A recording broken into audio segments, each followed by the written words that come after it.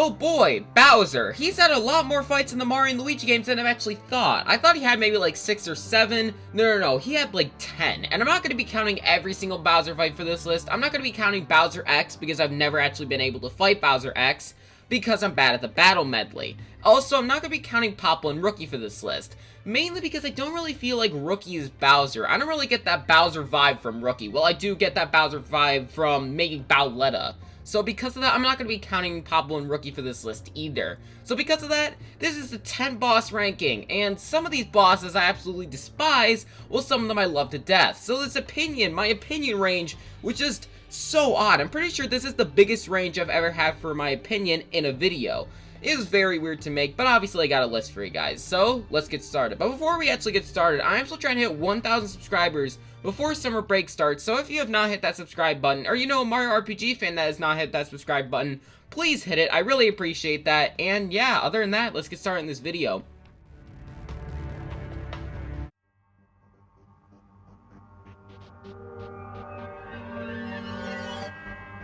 Oh god, Giant Bowser. I have to talk about this fight again. If you don't know the story, just check out my video on the Giant Battle ranking for the Mario and Luigi games. That's the most updated version. I talked about Giant Bowser on my channel 4 times. 4. And every single time I talked about why I hated it. Now I'm going to say this right now. I've said this before, and again I've said it in the Giant Battle ranking for the Mario and Luigi series. I think on easy mode or normal mode, this is a fine fight. It's actually pretty good. The problem though is that when you get switched to hard mode, the attacks become extremely difficult. And the reason for this is because you don't have main control of if you dodge the attack or not. It's just the bad controls of Giant Battles that are making me die and had me reset. Which is just so stupid because the last phase has the main problem that I just talked about. And the last phase, it takes 10 minutes to get to the last phase at least. So because of that, I had to go through the fight every single time for 10 minutes. And it was so boring. The first and second phase are fine. And yes, I'm talking about the Beyblade section. That's not bad. Obviously, I know how to control it really well because I had to redo the fight 20 times, so I kind of just know. But once you do the fight 20 times, the first and second phase just become numb to you. You're just bored of it. You're doing the exact same thing. So because of that, I don't like anything about the Giant Battle anymore. I just do not like Giant Bowser at all. It's worse than tutorial fights, and that shows how much I hate Giant Bowser. Again, check out the Giant Battle ranking if you want to see my full opinion, or a really detailed opinion, but just know, I don't like this fight. It's one of my least favorite fights in all the Mario RPGs.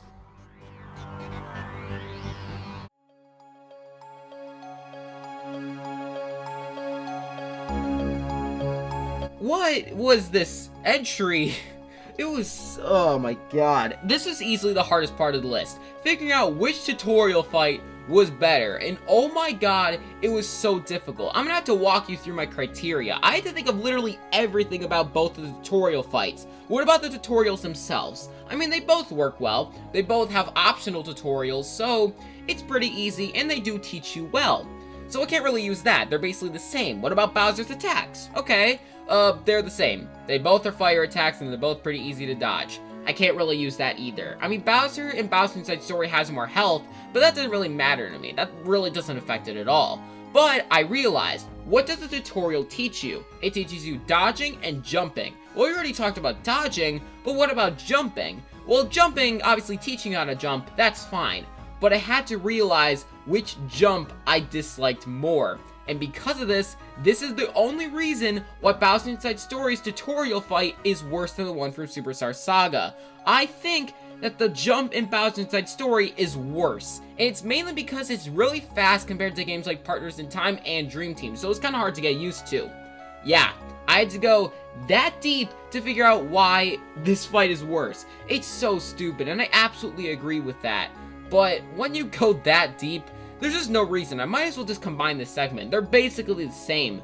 Obviously I didn't, and this is why Bowser Inside Story has a worse tutorial fight, by the most minimal thing. It's so small, it doesn't even matter to me. But if we're really going at it, and if I really had to separate it, the one for Superstar Saga is better than the one for Bowser Inside Story.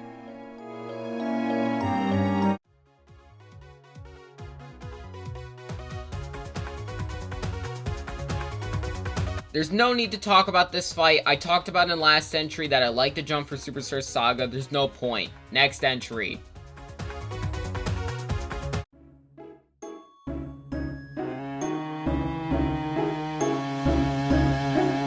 I originally thought that Shroob was gonna be at number 9, and I think that this fight is bad. I'm not denying that. I don't like this fight at all, but honestly, it just feels like a glorified tutorial boss, so I guess in that regard, it's better than the tutorial fights. I mean, it has 2 attacks at least, and, that's it. That's really it. That's really the only thing there. I don't really like this fight, though. There's 2 reasons, mainly. 1, this is the final fight in the game. In all of Partners in Time, this is the last battle. I don't like it because of that. It's just, this is the last fight in the game. You had Elder Princess Shroob before this, but no, the game developers had to make this the final fight, and it's so disappointing as well. I don't actually mind fighting Bowser after Elder Princess Shroob. It just needed to be a good fight. And it wasn't. And the main reason for this, my second problem, is that you cannot attack at all. It's just dodging.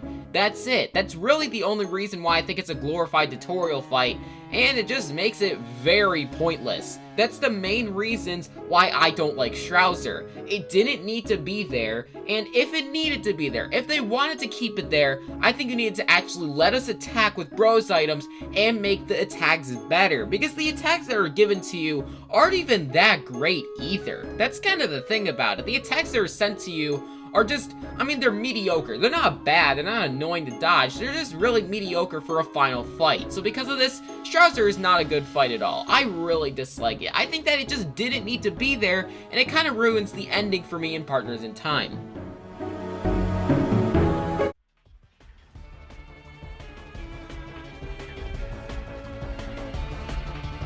Okay, finally, we have a huge jump in quality. This is a good fight.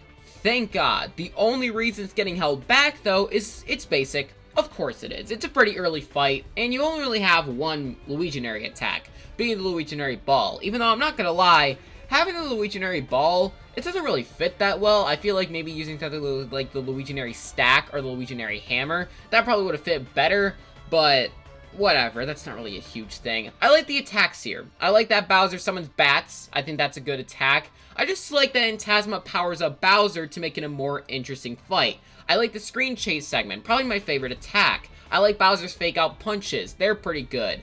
In general, I like this fight. I like the attacks, I like the amount of HP, it works. It is basic, which is why it's only at number 6, but it definitely is a good early game fight.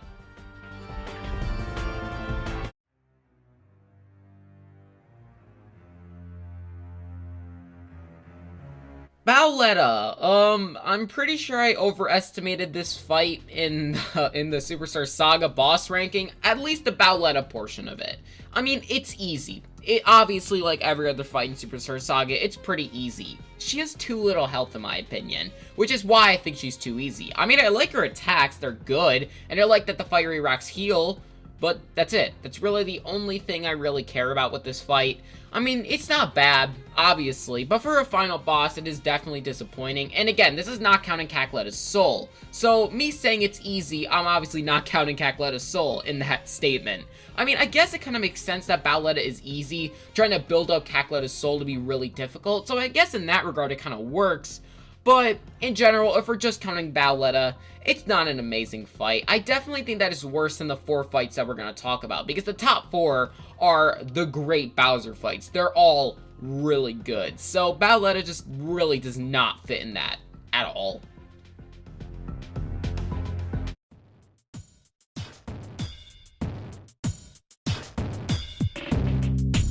Okay, a lot of people are going to disagree with this, and I can absolutely see why. People are going to say that this is a great fight, and it has a great concept. I absolutely agree with that, though. I think that Baby Bowser piggybacking on Bowser, just like the Baby Bros are doing it with the main bros, is a very good concept. It feels somewhat like a fair fight. I also like the attacks that both Baby Bowser and Bowser do. They're somewhat difficult to dodge, they're very unique, and they do a decent amount of damage when they hit you. I also like that Baby Bowser is a medic. He has an infinite supply of mushrooms that can heal both Bowser and himself. And in that regard, I think it's a very good thing. And that kind of leads to the main problem with the fight. Of course, you guys know exactly what I'm going to say.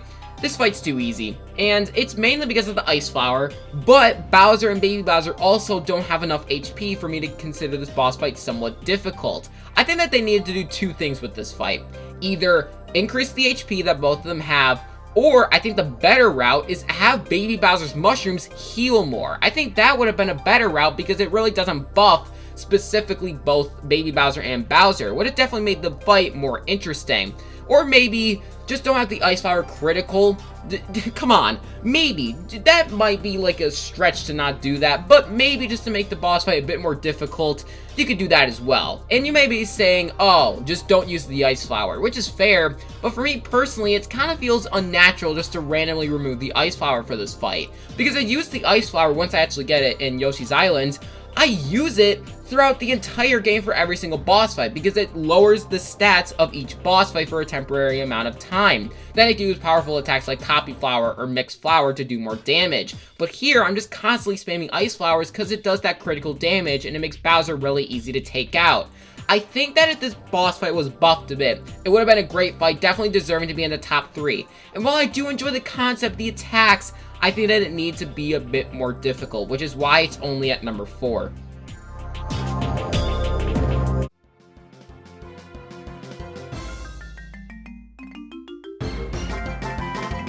This fight and the Bowser and Baby Bowser fight are so close together. They're both somewhat easy, but I gotta give the edge to this fight here from Toad Town because I love that you played as Bowser before this fight and Bowser uses the minion attacks that you learned. That's very fun and it's very creative. I'm glad that the game developers actually made this fight and had the exact same attacks that Bowser learned. That's my favorite part about this fight. I mean, the attacks are absolutely amazing. I also like that Bowser isn't really that difficult, but he isn't easy. I also like the bros attacks that you actually have.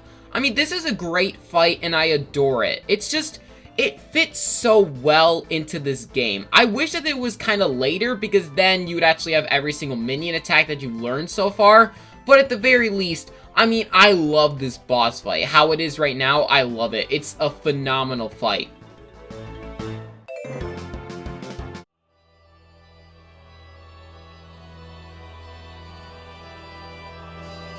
This is a great fight. We're only left with final bosses, so it was gonna be ranked at number 2. It was never gonna be number 1, because this is my least favorite final boss in the Mario and Luigi series, if we're not counting both Bowser's Minions and Bowser Jr.'s Journey, even though I absolutely do enjoy this fight. Again, it's still ranked number 2 for a reason. The main reason for that, though, is because I really enjoy the attacks. They're extremely unique and very fun to dodge, especially the minion attack and the screen chase segment. Those are probably my favorite attacks from this boss fight. I also like that he heals, especially because he has too little of HP. He needs to heal to make him actually difficult. The other thing is that I like that he conceals his weak point with his right hand. You have to take his right hand out before you attack his weak point. I also don't really like, to be honest, that you can't use the Z-Egg for this fight. It's not too effective, but it does have the Bye-Bye Cannon shine with Mario's attacks, so that's kind of good. And I obviously like that you get to use the Star Rocket as well. But I kind of alluded to this. Kind of like Bowser and Baby Bowser, this fight is too easy. On hard mode, out of everything, it's still easy on hard mode. Either I'm extremely good at the game, which, I mean, I'm very good at it, don't get me wrong. The thing about it, though, is that if it has too little HP on hard mode, then I just think it's probably the easiest final boss. It kind of just proves itself to be the easiest, which is really disappointing. I think if it had more health and had the exact same attack and power, I think it would have been an insanely fun fight. Probably my top 3 favorite final bosses, but it sadly doesn't. And this is why it's only my second favorite Bowser battle in all the Mario and Luigi series.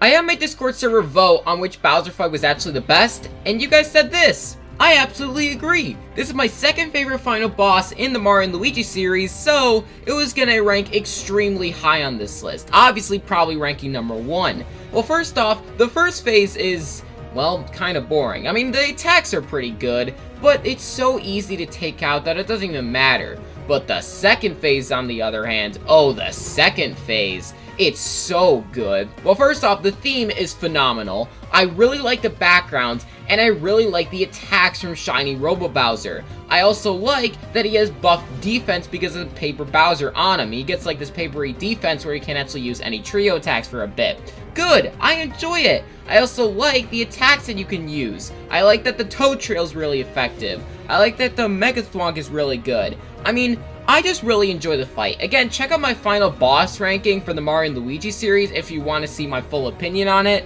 Because, I mean, I'm not going to repeat myself. This is an amazing, flawless fight that I really enjoy fighting. It's not my favorite final boss, but I love this boss fight to death. Thank you guys for watching this video. My next video will be something. I'll probably have a Discord vote again, so whatever. But yeah, if you guys lasted this long, I'd really appreciate subscribing. But other than that, G-bye.